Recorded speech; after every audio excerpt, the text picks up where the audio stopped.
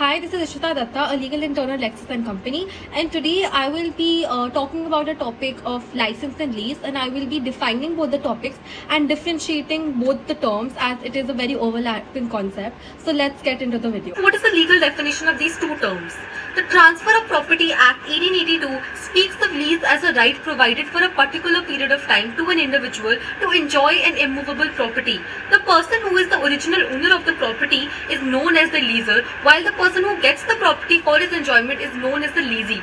The leasee is required to pay some consideration in monetary terms or in kind for taking the property on lease.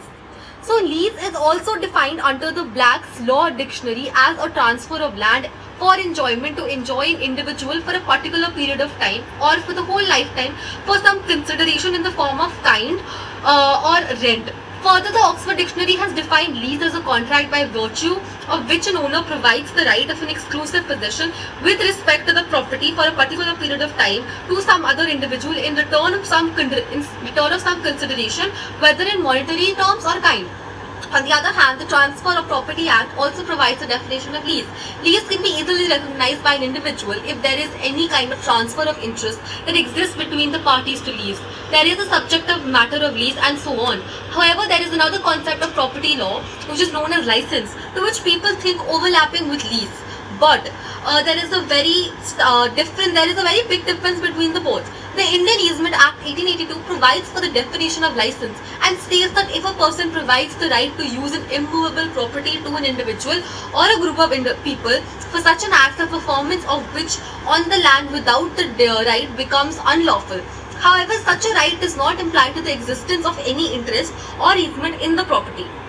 So license in terms of property law is also mentioned by the Black's Law Dictionary as the authority of a person to perform a certain kind of act or a series of acts on the land owned by someone else for a particular time period. Further, when the owner of the property grants permission to some other person to occupy the property for some purpose agreed between the parties. So what is the difference between lease and license?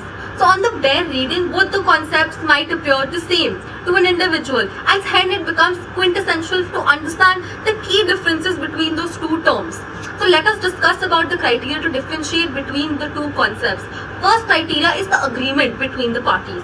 For a lease, it is necessary to have an agreement, whether written or oral, between the two parties, namely tenant and landlord. The agreement empowers the tenant to take the land into his possession and use the property or the land the way he wants to, subject to the terms and conditions stipulated in the agreement.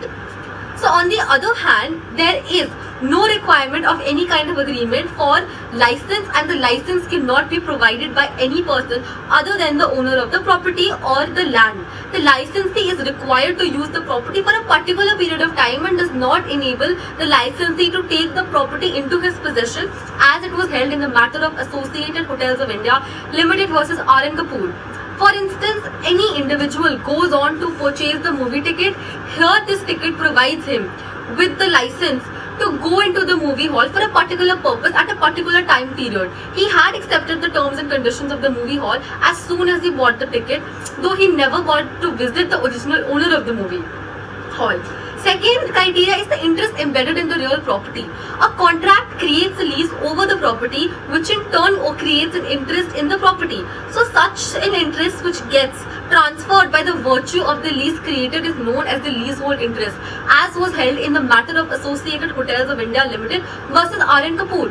The leasee is deemed to be the owner of the property for the period described in the lease agreement. Also during this lease period, the leasee can file a suit against the trespass against the original lawyer as well if he tries to trespass upon the property. However, any kind of interest in the property is not created by the license, as was determined by the court in the matter of Municipal Corporation of Delhi versus Pradeep Oil Corporation and another. Going by the above mentioned example of the license, the movie ticket neither leads to the creation of any kind of license, nor it gives the right to file a suit for the trespass against anyone. So third criteria is the transferability. Since the leasee is deemed to be the owner of the property for the lease period, he is empowered to sublease the property to any third party. On the other hand, a license cannot be passed on further to any other person. For instance, the movie ticket bought in the name of A can be used for him only, and he cannot ask B to go and watch the movie in the hall on the basis of his ticket. So the fourth criteria is the revocability. As per the terms and conditions stated in the lease agreement, an owner of the property in cannot revoke the lease after creating it in the name of the leasee. For instance, if lease is created for a time period of 2 years, the leaser cannot go on to revoke the lease after the completion of 1 year. However, once creating the license in the name of some other person, it has the right to revoke as it was held by the court in the matter of municipal corporation of Delhi versus Pradeep Oil Corporation and another. The fifth criteria is for differentiation is the terms of the contract. The mode of presenting the contract also tells us a lot about the lease and license. There has to be a presence of a contract, whether oral or written, for the creation of lease of a property. But the contract should include some terms and conditions, first being the terms of the lease, second being the extent of the property and the description of the pump being leased, third being the consideration for the lease, for example, which is the rent of the property, and last being the mode of payment of the rent. So it is not important that any agreement containing these terms has to be the lease agreement by default. The catch for classifying the agreement to be a lease is that the leasee should be in control of the property and not the original owner.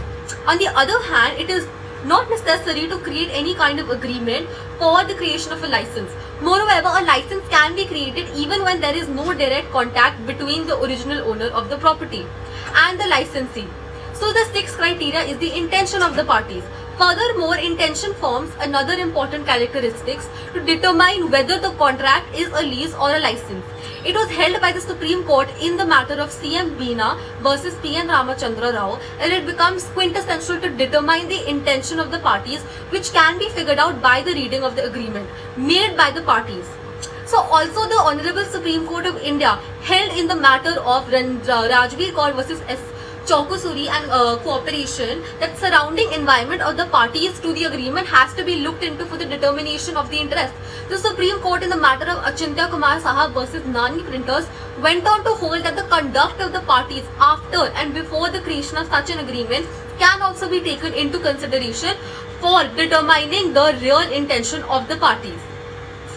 Thank you so much. This is all, and these are the major differences which help us understand the two terms lease and license. Thank you so much.